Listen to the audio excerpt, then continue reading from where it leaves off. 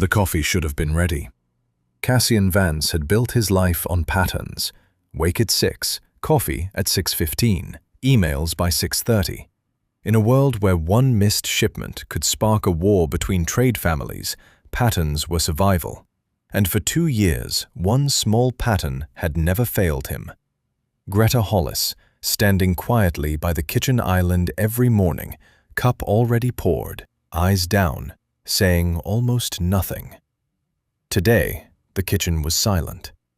Cassian stood in the doorway of his penthouse kitchen, still in yesterday's rumpled shirt, and felt something cold move through his chest before his mind even understood why. The lights were off. The espresso machine was cold to the touch. No apron folded over the chair. No soft hum of her humming to herself while she worked, a habit he'd never admitted he noticed. He told himself she was late, maybe sick. Then he saw the counter. Sitting in the exact center of the marble island was a small brass ring of keys, the spare set he'd given her on her first week, back when she'd been too nervous to even look him in the eye. Next to the keys was a single folded piece of paper, her handwriting neat and small, like she'd been careful not to take up too much space, even in her goodbye. "Thank you for your kindness, Mr. Vance. I am leaving." That was it. No explanation, no forwarding address, nothing. Cassian read it 4 times, as if the words might rearrange themselves into something that made sense. Greta Hollis did not simply leave. She barely spoke above a whisper. She flinched at raised voices, apologized for taking up space in doorways, and yet she was the only person in his entire, guarded, transactional life who had never once asked him for anything.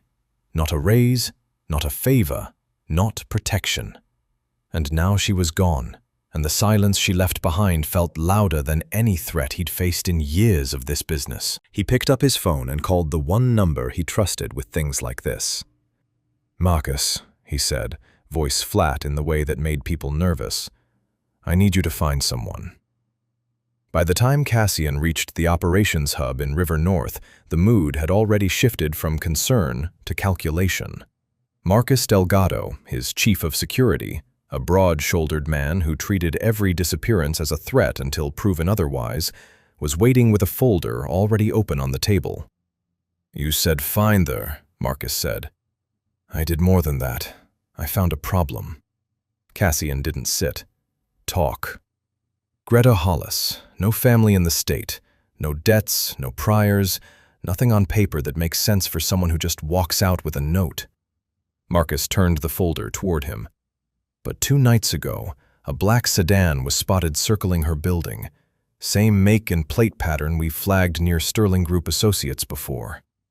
The name landed heavier than Cassian expected. The Sterling Group had spent the last 6 months trying to peel away his shipping contracts, one supplier at a time.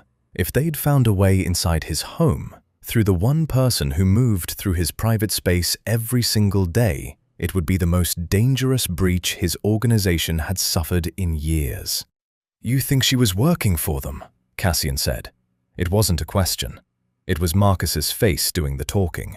"I think a woman who has access to your schedule, your travel plans, and your private floor doesn't disappear the same week Sterling ramps up pressure on the Meridian contract," Marcus said carefully. "I think it's worth considering." Something in Cassian's jaw tightened. He'd seen betrayal before, clean, calculated, dressed up in loyalty until the very last second. He knew what it looked like on a person's face, and when he tried to picture that same coldness on Greta, hands that shook slightly when she handed him his coffee, eyes that always dropped first in a room, the image simply refused to form. But he also knew better than to let feeling override protocol. Too many good men had died trusting their gut over their evidence. "She's not selling us out," Cassian said finally, low and certain. "Then where is she?"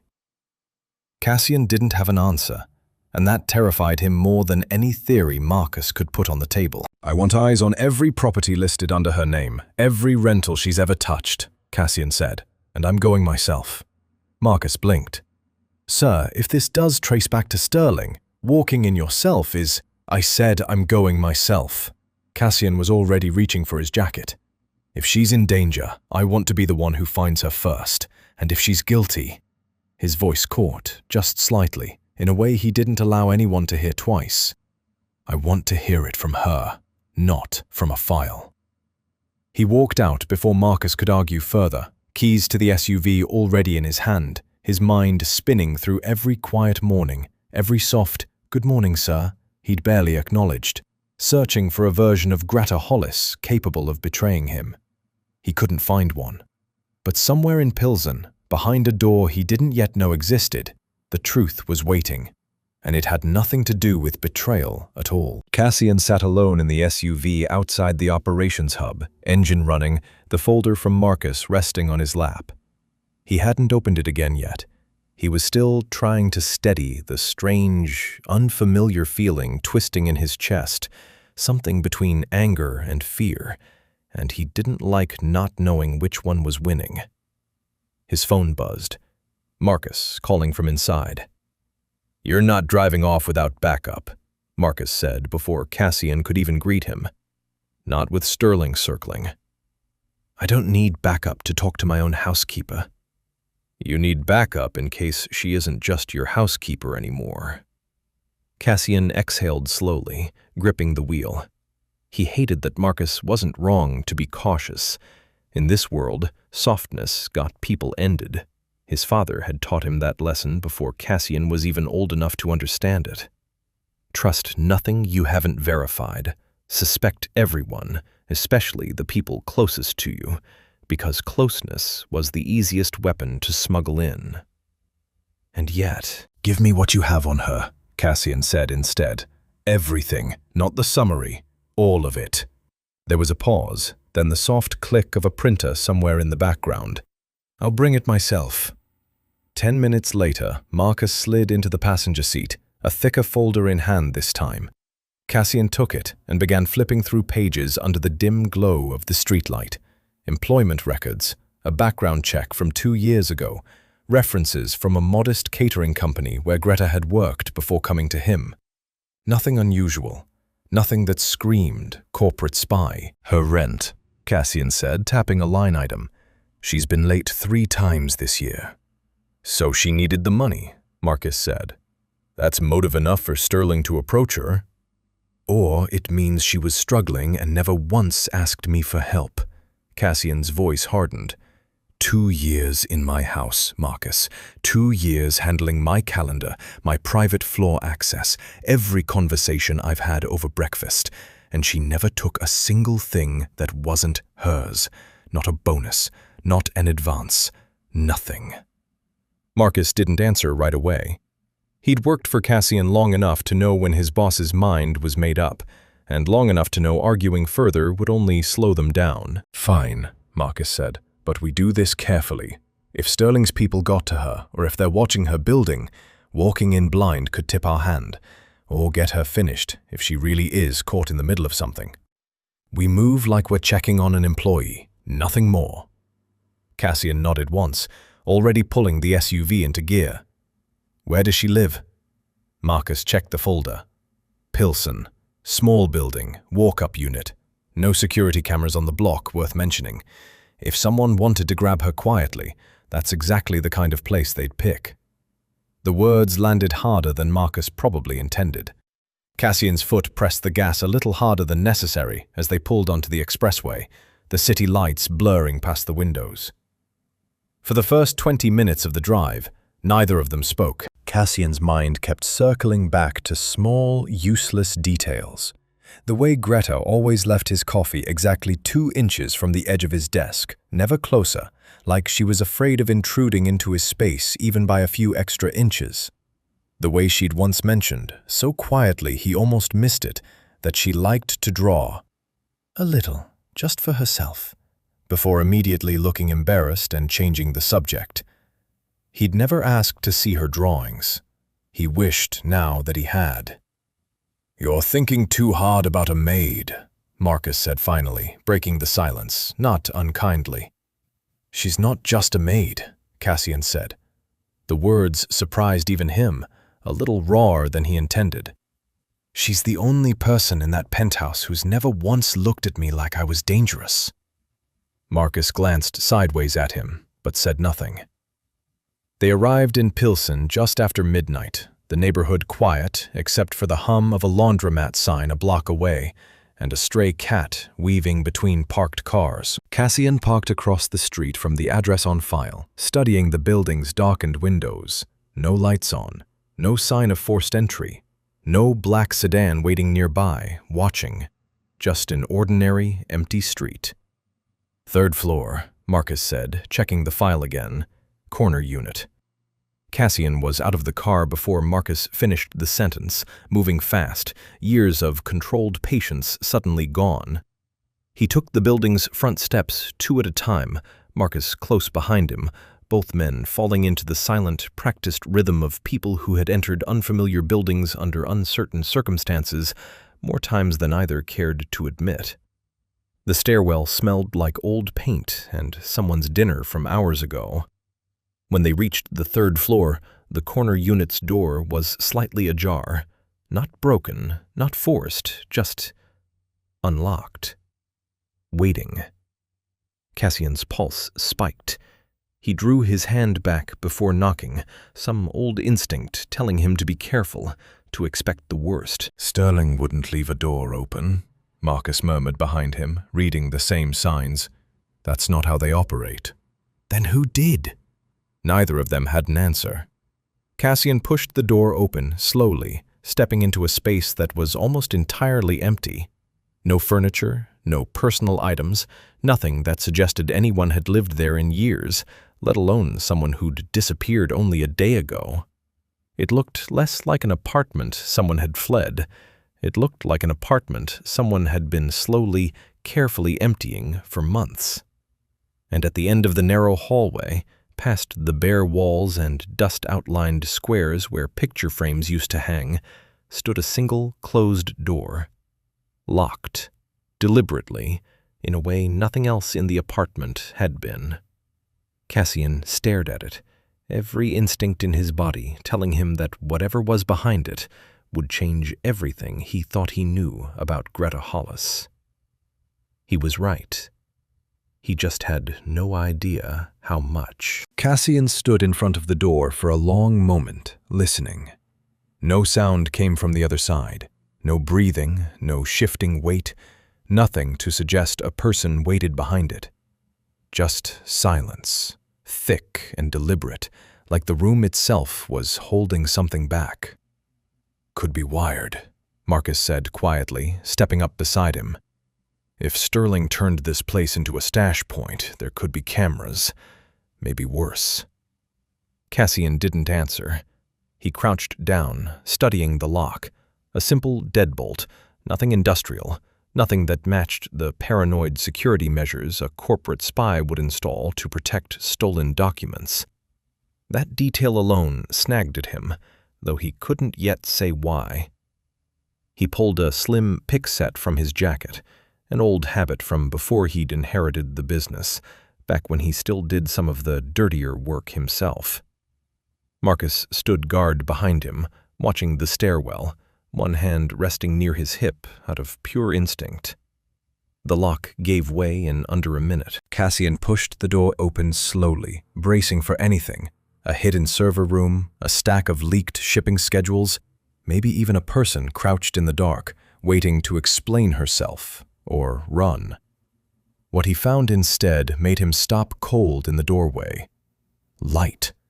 Not electric light, early morning sun, pale and gray, spilling in through a wide window Cassian hadn't noticed from the street. And under that light, filling nearly every inch of wall space, were paintings. Dozens of them.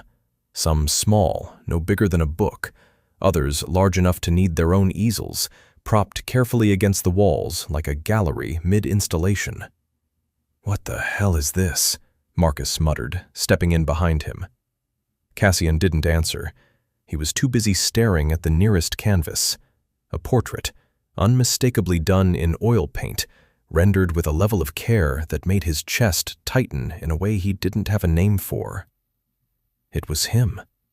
Not a flattering, posed version of him either. It was Cassian, slouched behind his desk at 2 in the morning, tie loosened, one hand pressed against his temple, the exhaustion in his face painted with a tenderness no photograph could have captured. It was a moment he remembered, a brutal week negotiating the Meridian contract when he'd thought he was completely alone in his office. He moved to the next canvas. Same subject, different moment. Him standing at his penthouse window at night, city lights reflected faintly in the glass, his expression unreadable to anyone except, apparently, whoever had painted it. Cassian. Marcus's voice had lost its usual edge. He was standing in front of a large canvas near the back wall, and when Cassian walked over, he understood why. It was a smaller moment, almost nothing by most standards. Cassian sitting on the edge of his kitchen island, laughing, actually laughing, head tilted back, a version of himself he rarely allowed anyone to see. He remembered that morning too, vaguely. A joke Greta had made under her breath about his coffee order, so quiet he'd almost missed it, and he'd laughed before he could stop himself. He hadn't realized anyone had witnessed it long enough to remember the exact angle of his hands, the exact curve of his smile. "These aren't security risks," Marcus said slowly, turning in a small circle to take in the sheer number of canvases surrounding them. "These are—" He didn't finish the sentence. He didn't need to. Cassian moved deeper into the room, past canvases stacked 3 and 4 deep against the walls, each one a different fragment of his life that he hadn't known was being watched. Not with suspicion, not with the calculating eyes of a spy cataloging weaknesses, but with something that looked disturbingly, undeniably, like devotion. "She's been in here for years," Cassian said quietly, almost to himself. "Painting me. Just me." "This isn't corporate espionage," Marcus said, and for the first time all night, his voice carried something other than professional caution. "Cassian, no rival firm pays someone to paint their target like this. This isn't intelligence gathering." Cassian barely heard him. His attention had caught on something tucked half behind a large, unfinished canvas near the window. An easel holding a painting still in progress, the final layer of paint clearly incomplete, brushes resting nearby as though she'd stepped away mid-stroke and never come back to finish. Beside the easel sat things that didn't belong in an artist's workspace at all. A pair of thick, heavy-framed reading glasses, a high-magnification lamp, unlike anything a hobbyist would need for casual sketching. Small bottles of eye drops lined up neatly along the windowsill, their labels facing outward like she'd organized them with careful, practiced routine. Cassian picked up the glasses, turning them over in his hands. The prescription lenses were thick, far thicker than he would have expected for someone in her late 20s. "Why would she need these?" he murmured. "Just to paint." Marcus, still scanning the room for anything resembling a threat, didn't answer. But something in Cassian's gut told him the answer to that question wouldn't be simple, and wouldn't be safe. He set the glasses down gently, almost reverently, and turned his attention to the unfinished painting on the easel, the one Greta had abandoned mid-brushstroke, as though something had pulled her away before she could finish it. It was a self-portrait. Except her face in the painting was turned slightly away from the viewer, eyes closed, hands pressed gently over them, as if she was shielding herself from a light too bright to look at directly. Cassian stared at it for a long moment, an uneasy feeling building steadily in his chest. "Marcus," he said quietly, "I don't think Greta left because someone paid her to." "Then why?" Cassian didn't answer right away. His eyes had drifted to the edge of the canvas, where a corner of paper peeked out from behind the frame, tucked carefully out of sight, the way someone hides something they aren't ready for anyone else to find. Cassian reached for the corner of paper before Marcus could stop him, easing it free from behind the canvas frame with the same careful patience he used when disarming a tense negotiation. It was a folded appointment slip, slightly creased, as though it had been carried around in a pocket for days before being tucked away here. He unfolded it slowly. "New England Eye Institute, Boston, Massachusetts. Beneath the letterhead was a date, 2 days prior, and a name that made his stomach drop. Patient, Greta Hollis. Boston, Marcus said, reading over his shoulder. That's not Sterling territory. Sterling doesn't have anything up there worth. It's not about Sterling, Castian said, cutting him off. His voice had gone quiet in a way Marcus rarely heard, the kind of quiet that came right before Cassian made a decision nobody could talk him out of. He turned the appointment slip over. On the back, in the same neat, careful handwriting from the note she'd left on his kitchen counter, was a single, scribbled reminder to herself. Bring insurance forms. Ask about payment plan. Payment plan. For an eye institute. Cassian's mind raced back through 2 years of quiet mornings, searching for anything he might have missed. The way she always tilted her head slightly when reading labels in the pantry, like she was compensating for something. The way she'd started standing closer to the counter these last few months, closer to the espresso machine, closer to him when he spoke, as if distance had become harder to manage. He'd noticed all of it and explained none of it, chalked it up to shyness, to nerves, to a woman who simply preferred not to draw attention to herself. He'd never once asked why. There's more, Marcus said, crouching near a small file box tucked under the easel. He lifted the lid and pulled out a stack of glossy medical brochures, their covers printed with clinical diagrams of the human eye, cross-sections labeled with terms Cassian didn't recognize. Retinal degeneration, macular dystrophy, advanced therapeutic intervention. Marcus flipped one open, scanning quickly, his jaw tightening as he read. Cassian, this isn't a routine checkup. Cassian took the brochure from him, forcing himself to read every line, despite the tightening pressure building behind his ribs. It was written plainly enough for a frightened patient to understand.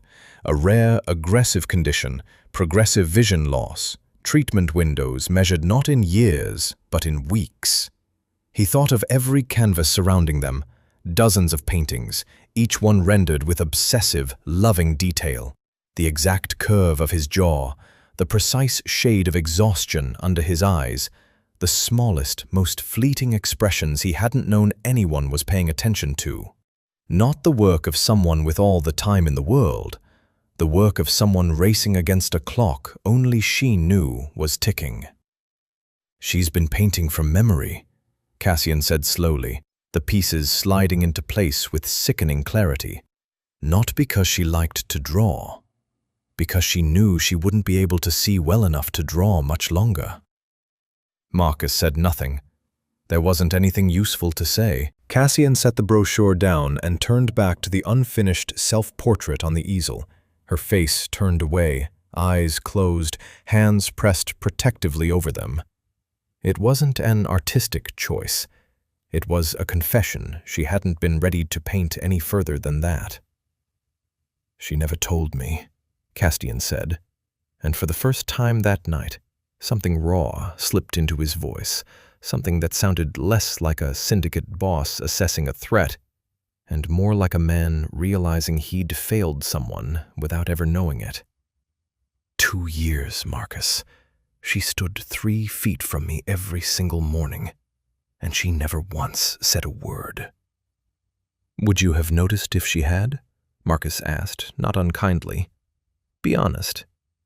Castian didn't answer, because he wasn't sure he liked what the honest answer might be. He folded the appointment slip carefully and slid it into his jacket pocket, then turned to study the room one final time, the dozens of portraits watching him from every wall, silent witnesses to a devotion he'd never earned and never noticed. It should have unsettled him, the sheer volume of attention someone had quietly poured into watching him without his knowledge. Instead, it undid something in his chest he didn't have a name for. "We need to move," he said abruptly, already heading for the door. If that appointment was 2 days ago, she could already be in treatment. Or worse. "Cassian, wait!" Marcus caught his arm, and for once, his voice wasn't laced with professional caution. It was something closer to genuine concern. If we're wrong about this, if this really is somehow tied to Sterling in a way we're not seeing yet, walking into a private medical facility half-blind could put her at more risk, not less. "Then we don't walk in blind," Cassian said. "We find out everything about this condition, this institute, and what she's walking into before we set foot in Boston. I'm not losing her to a mistake because I moved too fast to think it through." Marcus studied him for a long moment, something shifting behind his eyes. The quiet recognition that his boss, a man who had spent a decade building walls thick enough to survive a war between trade families, had just used the word losing her, without seeming to notice he'd said it at all. "I'll get the jet fueled," Marcus said finally. "But Cassian, there's something else you should know before we go." Cassian turned, already sensing from Marcus's tone that the danger in this story hadn't fully revealed itself yet.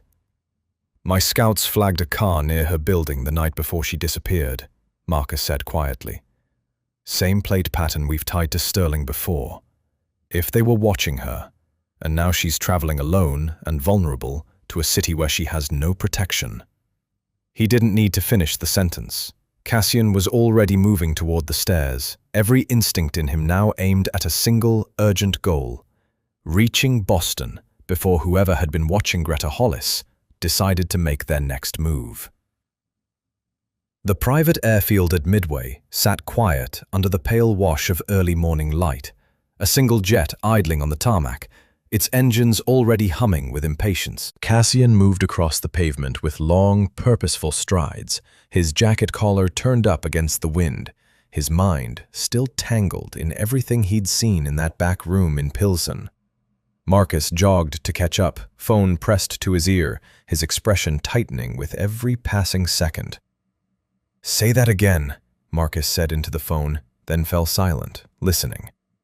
When he lowered the phone, his face had shifted into something Cassian recognized instantly, the look of a man about to deliver news his boss wouldn't want to hear. "That was my contact at the airfield," Marcus said. "A car matching the Sterling Scouts plate was spotted near a private terminal 2 hours ago.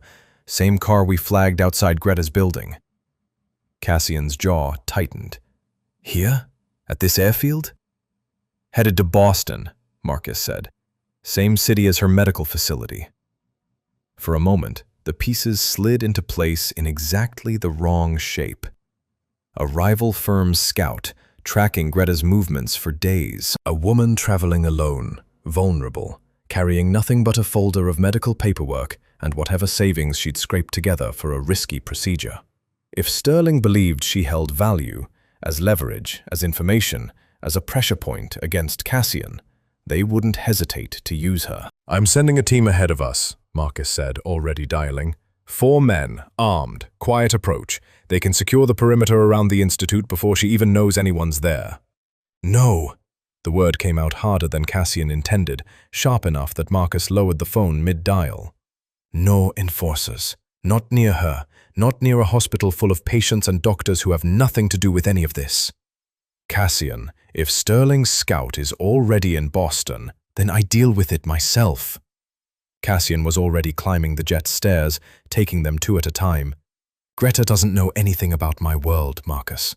She's never asked, never pried, never wanted any part of it. If 4 of your men show up flashing weapons around a medical institute, we don't protect her. We terrify her, and we drag exactly the kind of danger into her life that she's spent 2 years staying far away from." Marcus followed him up the stairs, still holding his phone like a weapon he wasn't ready to put down. "And if I'm right, if this really is Sterling making a move, and you walk in there alone with no backup, then I handle it the way I handle everything else," Cassian said, dropping into a leather seat as the engines outside roared louder, the jet already beginning to taxi. "Quietly, carefully, without anyone getting hurt who doesn't deserve it." Marcus lingered in the aisle for a long moment, clearly weighing whether to argue further.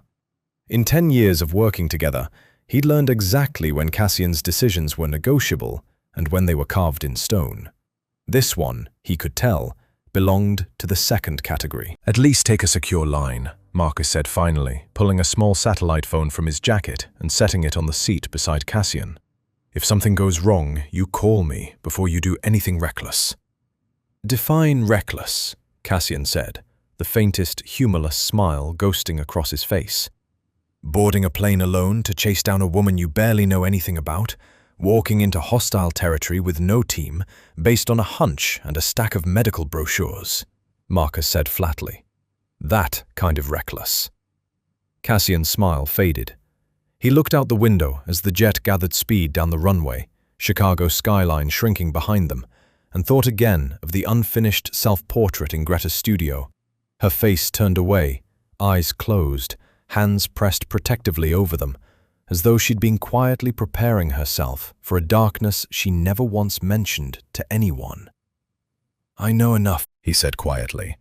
"I know she spent 2 years watching me more closely than anyone in my life ever has, and she never once used it against me.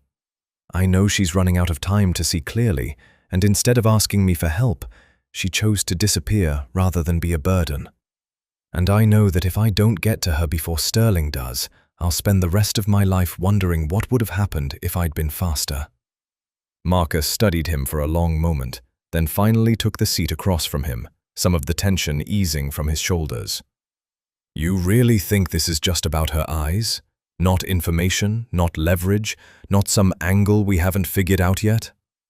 "I think," Cassian said slowly, "that I've spent 10 years assuming everyone close to me wants something from me. And the one person who never did, I almost lost because I was too busy looking for a threat that was never there." The jet lifted off the runway, banking east toward Boston, morning sun breaking fully over the wing. Cassian closed his eyes briefly, running through everything he now knew: the appointment slip, the brochures, the glasses, the paintings, searching for any detail that might tell him exactly how much time was left before whatever procedure Greta had scheduled took place. He didn't have an exact answer, but he had enough of one to know that every minute mattered now. Beside him, Marcus finally broke the silence. "For what it's worth," he said, "I hope you're right about her." Cassian opened his eyes, staring out at the clouds thickening beneath the jet's wings, Boston still hours away. "So do I," he said quietly, "because if I'm wrong, it won't just be Sterling I have to worry about. It'll be losing her before I ever got the chance to tell her she was never just a maid to me." The engines roared steadily onward, carrying him toward a city, a hospital, and a truth far more complicated and far more human than anything his world of trade wars and rival firms had prepared him to face. The jet touched down at Logan International under a gray, drizzling sky, and Cassian was moving before the wheels had fully stopped rolling. Marcus followed close behind, already on the phone coordinating a car, his voice clipped and efficient in the way it always became when a situation demanded speed over caution. "New England Eye Institute is 20 minutes from here," Marcus said, sliding into the back seat of the sedan waiting curbside. "I pulled what I could on the place. Private, expensive, extremely strict about patient confidentiality." "They won't hand over information just because you walk in looking important." "I don't need them to hand over information," Cassian said, staring out at the wet streets blurring past. "I need to see her." "And if she doesn't want to be seen?" Marcus asked carefully. "She left Chicago without a word, Cassian. Whatever her reasons, she made a choice to disappear quietly. Showing up uninvited at her medical facility isn't exactly respecting that choice." The words landed harder than Cassian expected, mostly because he knew Marcus wasn't wrong. Somewhere beneath the urgency driving him forward, a smaller, quieter voice had been asking the same question since they'd left Pilsen. What if finding her wasn't the same as helping her? What if showing up here, uninvited, turned him into exactly the kind of intrusion she'd been trying to avoid? He pushed the thought aside. There would be time to untangle his own motives later. Right now, there was still the unresolved matter of a Sterling scout somewhere in this city, and a woman who had no idea she might be in danger far beyond whatever illness she was fighting. The Institute came into view minutes later, a sleek, modern building tucked between older brick structures. its glass entrance framed by carefully maintained gardens, even in the grey weather. It looked less like a hospital and more like a boutique hotel, the kind of quiet, expensive discretion wealthy patients paid dearly to access. Corporate identity, Marcus reminded him as they approached the entrance. You're not Cassian Vance here. You're a concerned associate checking on an employee's well-being. Nothing more. Cassian nodded once, straightening his jacket, forcing the sharp edges of his real identity into something softer, more corporate, less dangerous. It was a mask he'd worn 1,000 times in boardrooms and negotiations. This time, it felt heavier, like it was hiding something far more personal than a business deal. Inside, the lobby was hushed and pristine, all soft lighting and quiet piano music drifting from hidden speakers. A receptionist looked up as they approached, her professional smile firmly in place. "Good morning. How can I help you?" "I'm here regarding a patient," Cassian said smoothly. "Greta Hollis. I need to speak with whoever is overseeing her care." The receptionist's smile didn't waver, but something behind her eyes shifted, a practiced wariness settling into place. "I'm sorry, sir, but we're not able to confirm or discuss any patient information without proper authorization. Patient privacy is—" "I understand the policy," Cassian said, keeping his voice calm despite the frustration building beneath his ribs. "But this is a matter of some urgency. If I could simply speak with the physician overseeing her treatment—" "Sir, without authorization, I'm not able to—" "Excuse me." A new voice cut smoothly into the exchange, calm and measured, belonging to a tall man in a white coat who had been passing through the lobby and paused at the sound of Greta's name. "Did you say Hollis? Greta Hollis?" Cassian turned. "Yes, I need to speak with her physician." The man studied Cassian for a long moment, something careful and assessing in his gaze. Not suspicion exactly, but the practiced caution of someone who had learned to be careful with information that mattered. "And you are?" "A close associate," Cassian said. "She works for me." "Worked," he corrected, the word catching awkwardly in his throat. "I need to know she's safe." "I'm Dr. Hayes," the man said finally, extending a hand. "I'm overseeing Ms. Hollis's case." He hesitated, glancing briefly at the receptionist, then back to Cassian. "Walk with me." Marcus shot Cassian a look as they followed the doctor down a quiet corridor away from the lobby's soft piano music and into a smaller, private consultation room. Whatever answers waited on the other side of this conversation, Cassian could tell from the doctor's carefully controlled expression that they weren't going to be simple. "Before I say anything further," Dr. Hayes said, closing the door behind them, "I need to understand something. Ms. Hollis checked herself in under significant emotional distress, insisting that no one, and I mean no one, be informed of her location or condition. If you're here on behalf of an employer curious about a missing housekeeper, I'm not in a position to help you." "I'm not here out of curiosity," Cassian said, an edge of urgency slipping into his voice despite his effort to stay composed. "I'm here because 2 years of small details I never questioned suddenly make sense, and none of them lead anywhere good. I'm here because she left everything behind, her home, her savings, her privacy, rather than ask me for a single thing. And I'm here because I think she might be in more danger than just whatever illness brought her to this building." Dr. Hayes studied him in silence for a long moment, something shifting behind his measured expression. Not quite trust, but perhaps the recognition of a man whose concern ran deeper than professional obligation required. "Sit down," Dr. Hayes said finally, gesturing to the chairs across from his desk. "There are things about Ms. Hollis's condition you clearly don't understand yet, and I think, before you go any further, you need to hear all of it." Cassian sat, every muscle in his body tense with anticipation, bracing himself for a truth he sensed would be far heavier than anything he'd uncovered so far. Dr. Hayes settled behind his desk, folding his hands together in the deliberate way of someone who had delivered difficult news many times before and had learned to do it without flinching. "What I'm about to tell you," he began, "Ms. Hollis has not given me explicit permission to share. But given what you've described, and given the concern I can see is genuine, I believe withholding this from you would do her more harm than good." Cassian said nothing, waiting, his hands gripping the arms of the chair harder than he realized. "Greta suffers from a condition called acute progressive retinal degeneration," Dr. Hayes said. "It's rare, aggressive, and unlike more common forms of vision loss, it doesn't give patients years to adjust. In her case, it's been advancing for roughly 18 months, largely without symptoms severe enough to alarm her, until recently." "Recently meaning what?" Cassian asked. "Meaning the last few months, her central vision has deteriorated rapidly," Dr. Hayes continued. "She's been compensating remarkably well, adjusting lighting, using magnification, memorizing spaces rather than relying on sight to navigate them. It's part of why most people around her likely never noticed anything was wrong."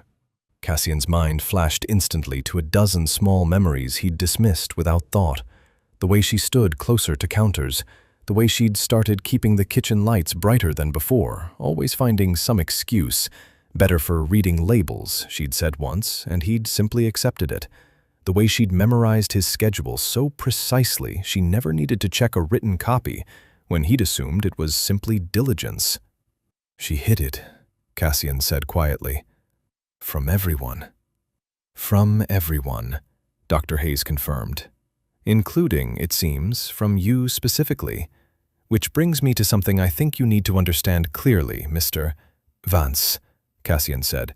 "Cassian Vance." Something flickered behind Dr. Hayes's eyes. Recognition, perhaps, or simply the practiced neutrality of a man accustomed to treating patients with complicated, powerful employers. He didn't comment on it.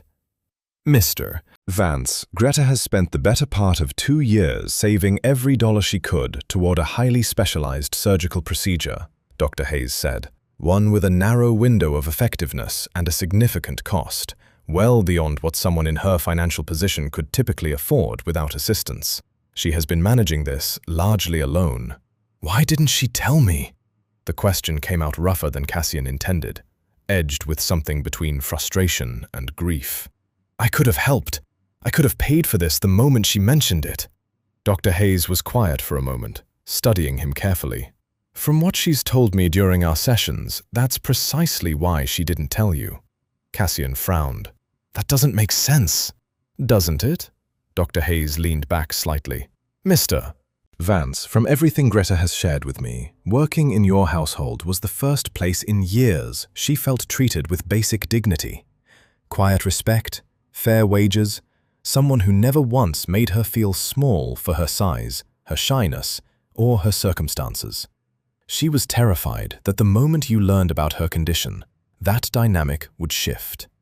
That she would stop being someone you respected and start being someone you pitied. Or worse, someone you felt obligated to fund out of guilt rather than genuine care." The words hit harder than Cassian expected, landing somewhere deep and uncomfortable, forcing him to confront something about himself he didn't particularly want to examine. Was Dr. Hayes wrong? If Greta had come to him months ago, frightened and vulnerable, would he have treated her with the same quiet respect he always had? Or would something in the dynamic between them have shifted, subtly reshaping her from an equal presence in his home into a charity case he managed out of obligation? He didn't have an easy answer, and that unsettled him more than anything else Dr. Hayes had said. "There's something else," Dr. Hayes continued, his voice softening slightly. "Something I think will surprise you more than the diagnosis itself." Cassian braced himself. "Go on." "Greta didn't leave Chicago simply to seek treatment," Dr. Hayes said. "She left because she knew her central vision was failing rapidly, and she wanted to spend whatever clear sight she had left creating something meaningful before it was gone entirely. From what she's described, she spent nearly every free hour over these last several months completing an enormous body of work. Paintings, she called them, of the one person in her life who made the hardest years bearable." Cassian's chest tightened. "Me." "She didn't say your name specifically," Dr. Hayes said carefully. "But given everything you've described finding in her apartment, I think we both know the answer." For a long moment, Cassian said nothing at all, the weight of everything settling over him at once. The paintings, the glasses, the appointment slip, the unfinished self-portrait with its face turned away. Greta hadn't fled Chicago out of betrayal or fear of exposure. She'd fled because she was quietly, desperately, racing against a clock only she understood, determined to capture him, the version of him no one else ever saw, before her ability to see him clearly disappeared forever. "When is the procedure?" Cassian asked, his voice quieter now, stripped of its earlier urgency and replaced with something heavier. Dr. Hayes hesitated, glancing at a chart on his desk. "Preliminary evaluations begin tomorrow morning. If everything proceeds as expected, surgery is scheduled for the following day. It's an aggressive timeline, but given the progression of her condition, we don't have the luxury of waiting longer." "I want to see her," Cassian said. "She specifically requested no visitors, Mr. Vance." "I understand that." Cassian stood, something resolute settling into his posture, the softness of the last few minutes hardening back into the quiet authority that had built an empire out of careful, deliberate decisions. "But I also understand that somewhere in this city, someone connected to a rival firm has been tracking her movements, possibly believing she holds value as leverage against me. Whatever her wishes, I can't walk away without at least ensuring she's safe." Dr. Hayes studied him for a long, measuring moment, clearly weighing professional obligation against something else entirely. Perhaps the simple recognition that, whatever existed between Cassian and Greta, ran far deeper than an employer's passing concern. "Give me until this evening," Dr. Hayes said finally. "Let me speak with her first. Prepare her. If she agrees to see you, I'll arrange it myself." Cassian nodded, though every instinct in him wanted to push further, faster. But he'd already learned in the span of a single conversation exactly how much damage his impatience could do to someone who had spent months protecting her own dignity at tremendous personal cost. He would wait. But not for long, because somewhere out there, Sterling's scout was still circling, and Cassian intended to eliminate that threat entirely before Greta ever had to know it existed. Cassian stepped out of the Eye Institute into a light Boston drizzle, Marcus waiting by the car with his phone already pressed to his ear, mid-conversation with someone back in Chicago. He ended the call the moment he saw Cassian's face. "That bad?" Marcus asked. "Worse," Cassian said, sliding into the back seat. He gave Marcus the short version as they pulled away from the curb, the diagnosis, the surgery scheduled for the following day, the reason Greta had vanished without a word. He left out nothing, not because Marcus needed all of it, but because saying it aloud a second time made it feel more real, more urgent, and less like something he could still fix by sheer force of will. Marcus was quiet for a long moment after Cassian finished. 18 months, he said finally. She's been dealing with this for 1.5 years, working full shifts in your penthouse, cooking, cleaning, managing your schedule, and never once let it show. She adapted, Cassian said. Memorized everything instead of relying on sight, kept the lighting brighter, stood closer to counters. He shook his head slowly, staring out at the wet Boston streets. I noticed all of it, Marcus. I just never asked why. You're not a doctor. You're not her family. It's not exactly your job to diagnose the people who work for you. She's not just someone who works for me, Cassian said, sharper than he intended. Marcus didn't push back, letting the silence settle between them instead. They spent the next several hours at a small hotel near the Institute, waiting for word from Dr. Hayes, the day stretching long and heavy with uncertainty. Cassian used the time the only way he knew how, working the problem instead of sitting still with his feelings, which felt safer, more familiar. Tell me about the scout, he said, pulling a laptop toward him at the small hotel desk. Everything we have. Marcus pulled up a file, spinning the laptop toward Cassian. Sterling's been running a low-level surveillance operation for months, mostly focused on shipping manifests and supplier contracts. This particular scout, going by the name Reeves, though that's almost certainly not real, has been spotted near 3 of your properties in the last 6 weeks. Including Greta's building. Including Greta's building, Marcus confirmed, which is what triggered the original theory that she might be compromised. Cassian studied the surveillance photos Marcus had pulled together, grainy shots of a lean man in a grey coat, always positioned at a careful distance, always gone before anyone thought to look twice. Something about the pattern nagged at him, a detail sitting just out of reach. "These timestamps," Cassian said slowly, scrolling through the file. "He's been near her building at night, late, after she'd already be asleep. So if he was watching her specifically, why not follow her during the day, when she's actually moving through the city, meeting whoever she might be meeting?" Cassian tapped the screen. "This isn't the pattern of someone watching a target. This is the pattern of someone watching a building." Marcus frowned, leaning over to study the timestamps again. "You think he wasn't tracking Greta at all?" "I think," Cassian said carefully, "he might have been tracking whoever came and went from that building, which happens to include me, every time I dropped her off after we discussed her schedule for the week, or picked something up personally instead of sending staff." The realization settled uncomfortably between them. If Reeves had been watching Cassian's movements rather than Greta's, then Greta had never been the target of Sterling's surveillance at all. She'd simply been an unwitting bystander, caught in the periphery of a much larger game she had no idea she was part of. "If that's true," Marcus said slowly, "then Sterling doesn't actually know anything about her condition, her savings, or why she really left Chicago. Which means right now," Cassian said, "the only person who's turned her into a potential target is me. By flying here, by having you flag her building as a security risk in the first place." Marcus didn't argue, because there wasn't much to argue with.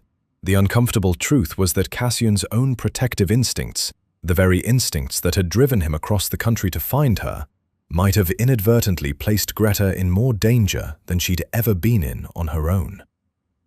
"We need to move carefully from here," Cassian said, closing the laptop. "If Reeves is still in Boston watching for me, showing up at the Institute again could draw exactly the kind of attention we're trying to avoid." His phone buzzed before Marcus could respond, a text from Dr. Hayes. "She's agreed to see you, tomorrow evening, after her preliminary evaluation. The rooftop garden, 7 o'clock. Please don't be late, and please, be gentle with her. She's more frightened than she'll ever admit." Cassian read the message twice, something in his chest loosening slightly, for the first time since he'd found that empty kitchen in his penthouse. Tomorrow evening, less than 24 hours from now. "She said yes," he told Marcus quietly. "Then let's make sure Reeves doesn't ruin it," Marcus said, already reaching for his phone. "If he's been shadowing you rather than her, there's a good chance he already knows you're in Boston. We need to figure out what he wants before he decides to make a move." Cassian nodded, but his mind had already drifted past the immediate threat, settling instead on the words in Dr. Hayes' message. More frightened than she'll ever admit. 2 years of quiet mornings, and he was only now beginning to understand how much of herself Greta had spent hiding. Not just her illness, but her fear, her sacrifice, and whatever feelings had driven her to paint him so faithfully, so completely, in the fading light of her own vanishing sight. Tomorrow evening, he would finally have the chance to ask her why. But first, he had less than a day to make sure nothing, and no one, stood in the way of that conversation happening at all. The knock on Cassian's hotel room door came just after 9 that night, sharp and deliberate. Not the tentative knock of hotel staff, but the confident rap of someone who wanted to be let in. Marcus was instantly on his feet, hand moving toward his jacket. Cassian waved him back and crossed the room himself, checking the peephole before opening the door only part way. A lean man in a gray coat stood in the hallway, hands visibly empty, an easy, unbothered smile on his face that didn't match the calculation behind his eyes. "Mr. Vance," the man said smoothly. "Reeves, I believe we should talk." Cassian didn't move to let him in. "About what?" "About the fact that you flew to Boston rather suddenly, checked into a hotel under an assumed name, and have spent the better part of a day making visits to a private medical facility." Reeves's smile widened slightly. "The Sterling Group finds that sort of behavior interesting, especially given the rather delicate negotiations currently underway over the Meridian shipping contract." Marcus stepped up behind Cassian, his presence a silent, solid warning. Reeves didn't so much as glance at him. "I'd invite you in," Cassian said evenly, "but I don't do business in hallways, and I don't do business with people who follow me across state lines uninvited." "Fair enough," Reeves shrugged, unbothered. "Then let's discuss it plainly. My employers are aware you've taken a personal interest in a woman currently receiving treatment at the New England Eye Institute, a former employee, I believe. Quite an unusual thing for a man in your position to fly across the country for." Cassian's expression didn't change, though something cold settled behind his eyes. "Get to the point." "The point," Reeves said, "is that Sterling would very much like the Meridian contract renegotiated in our favor. And it occurs to me that a man willing to drop everything for a housekeeper's medical emergency might be persuaded to reconsider his position on a shipping deal, if the alternative involved certain unfortunate complications for the woman in question." The threat hung in the air, thin and deliberate, and Cassian felt something in his chest go very still and very cold. Not the hot anger he might once have reached for, but something quieter and far more dangerous. "Let me be clear about something," Cassian said, his voice low and level. "Whatever you think you know about my interest in Ms. Hollis, whatever leverage you believe that gives you, you're mistaken. She has no connection to my business dealings. She's not privy to shipping schedules, contract terms, or anything Sterling might find useful. She's simply a woman receiving medical treatment, and if your employers touch so much as a hair on her head, the consequences will extend far beyond a renegotiated contract." "Is that a threat, Mr. Vance?" "It's a fact," Cassian said. "I've spent 10 years building relationships with every major shipping authority on the Eastern Seaboard. I've spent that same decade making sure the people who cross me regret it thoroughly and permanently. Sterling wants better contract terms. They can approach me properly through legitimate channels, like any other business rival. But if anyone from your organization comes within 100 yards of that institute, I will personally ensure Sterling's operations in 3 states collapse before the week is out." Reeves's easy smile finally faltered, just slightly.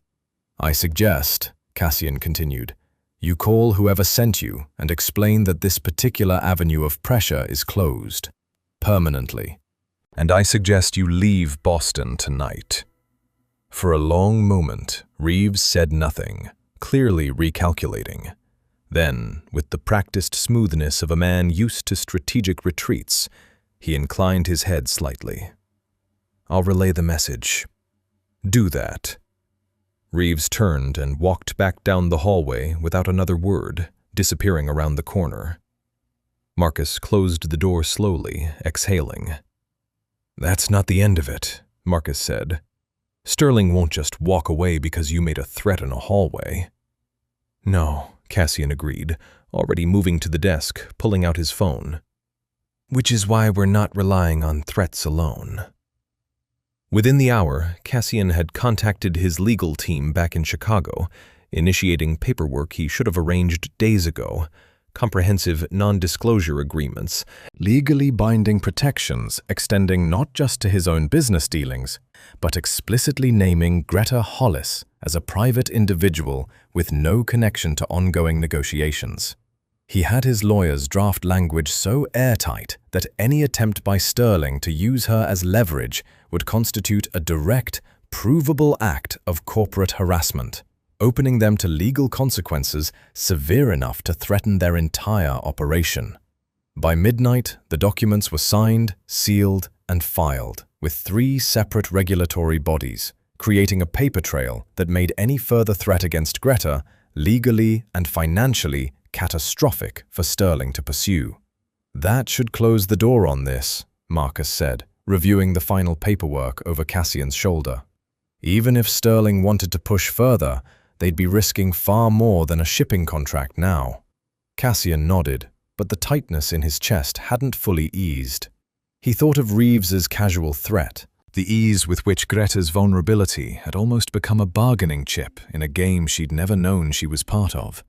It was a stark, uncomfortable reminder of exactly how dangerous his world could be for someone who wanted no part of it. "Tomorrow evening," Marcus said quietly, watching him. "The rooftop garden. 7 o'clock. Cassian nodded again, setting the phone down and staring out the hotel window at the dark, rain-slicked streets of Boston below.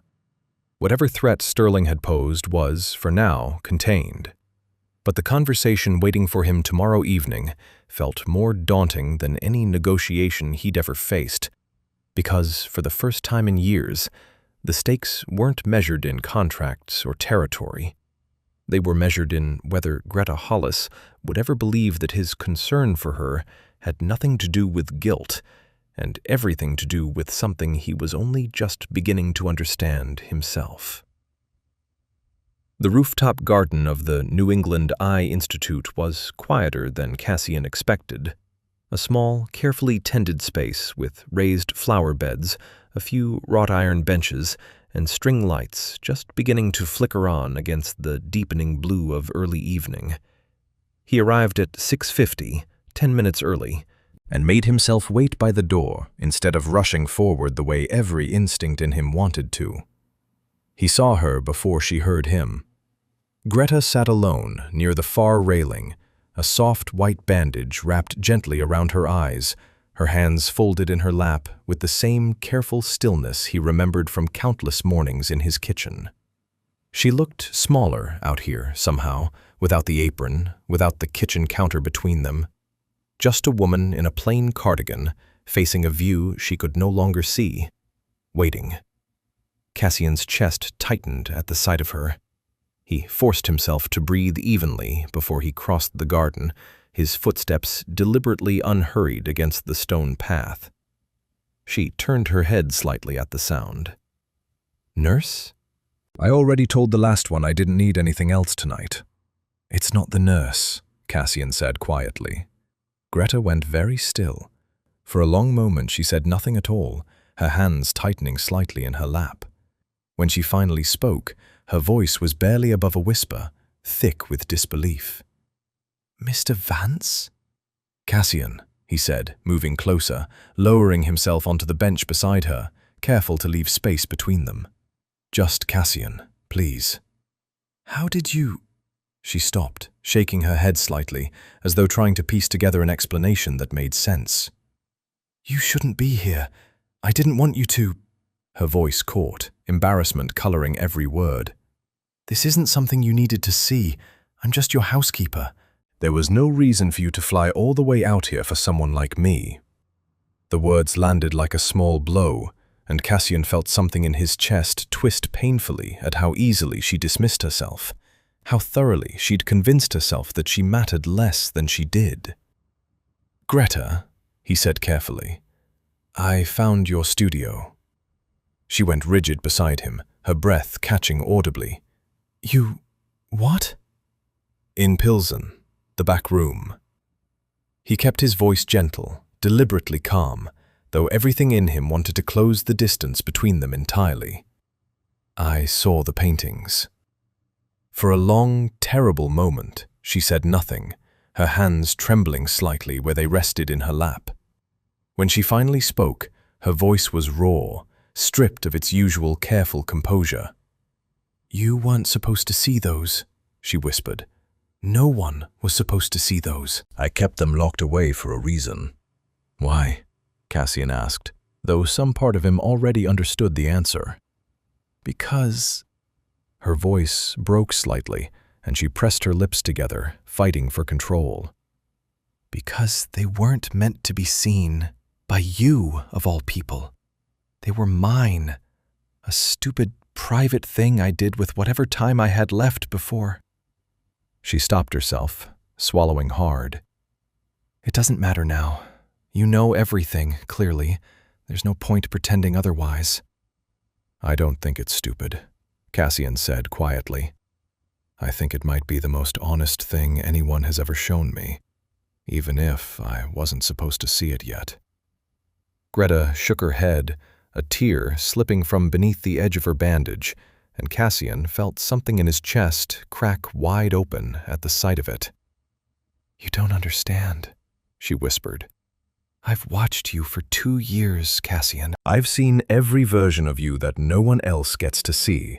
Exhausted, scared, lonely, even when you'd never admit any of it out loud. And I never said anything, because what right did I have? I was your housekeeper. I wasn't supposed to notice you like that. I wasn't supposed to. She stopped abruptly, as though catching herself before finishing a sentence she hadn't meant to start. Supposed to what? Cassian asked softly. She was quiet for a long moment, her jaw tight, clearly warring with herself. It doesn't matter now, she said finally. None of it matters. I'm losing my sight, Cassian.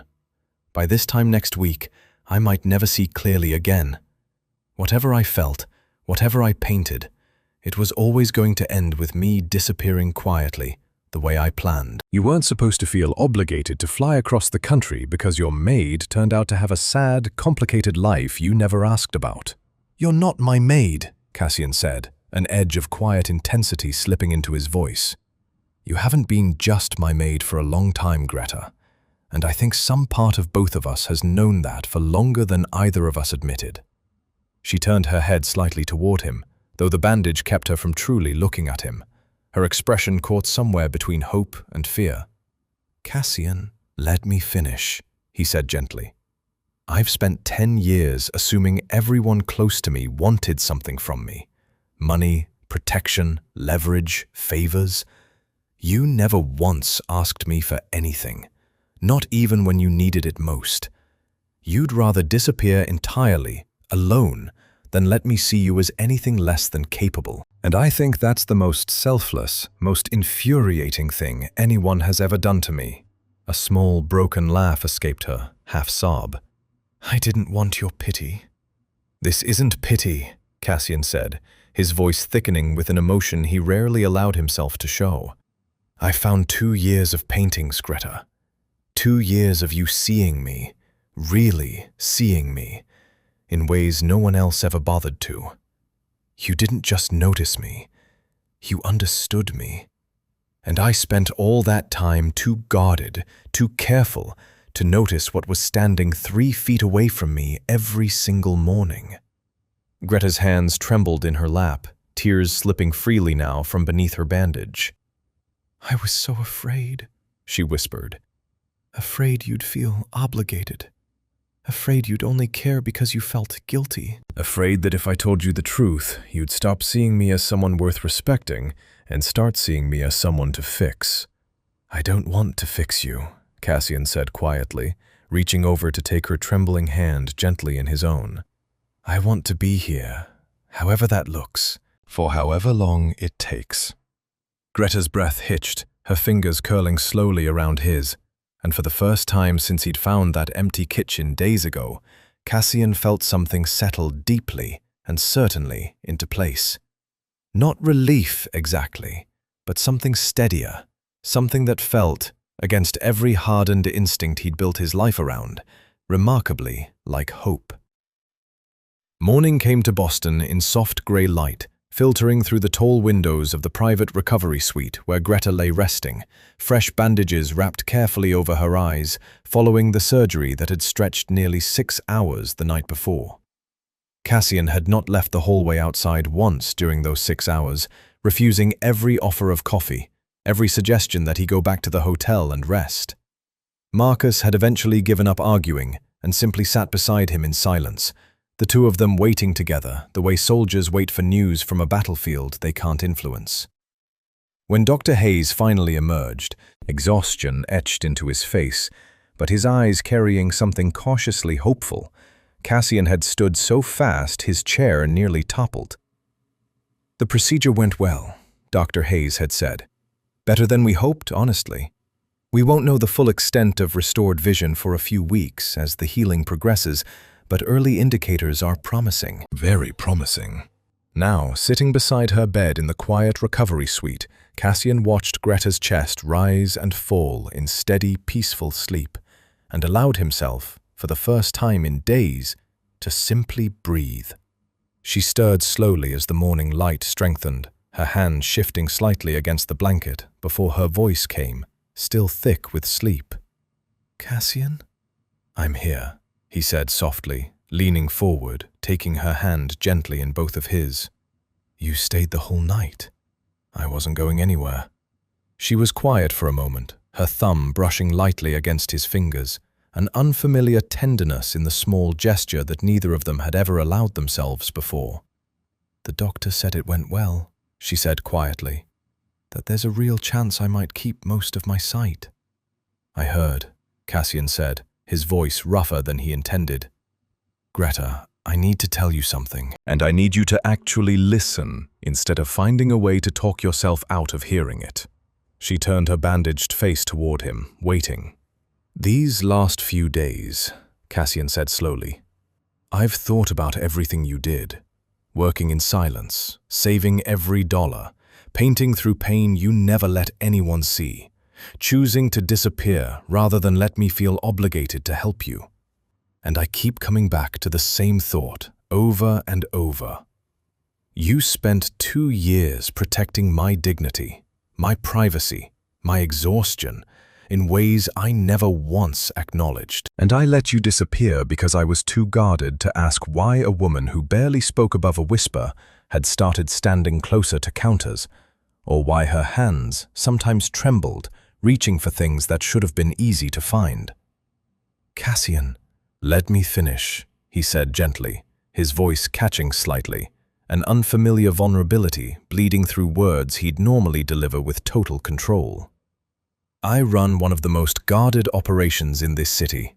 I've spent 10 years assuming vulnerability is a weakness, that showing anyone what I actually feel is a liability I can't afford. And then I found a room full of paintings that saw straight through every wall I ever built, done by someone who never once used that knowledge against me, even when she had every reason to walk away and never look back." Greta's breath caught, tears slipping slowly from beneath her bandage, and Cassian felt his own composure finally, completely give way. He lowered his head slightly, resting his forehead near her hands, his shoulders shaking with an emotion he hadn't allowed himself in years, not since he was a boy, long before the syndicate had taught him that tears were currency he couldn't afford to spend. "I don't want you to go back to being my housekeeper," he said, his voice thick and unsteady. "I don't want you standing quietly in a kitchen, memorizing my schedule, staying 3 feet away like you're not allowed to take up more space than that. I want you painting, Greta. Really painting. A studio, proper equipment, whatever specialists you need for your eyes, for as long as it takes. And I want you beside me, not because I feel guilty, and not because I pity you, but because somewhere in these last 2 years,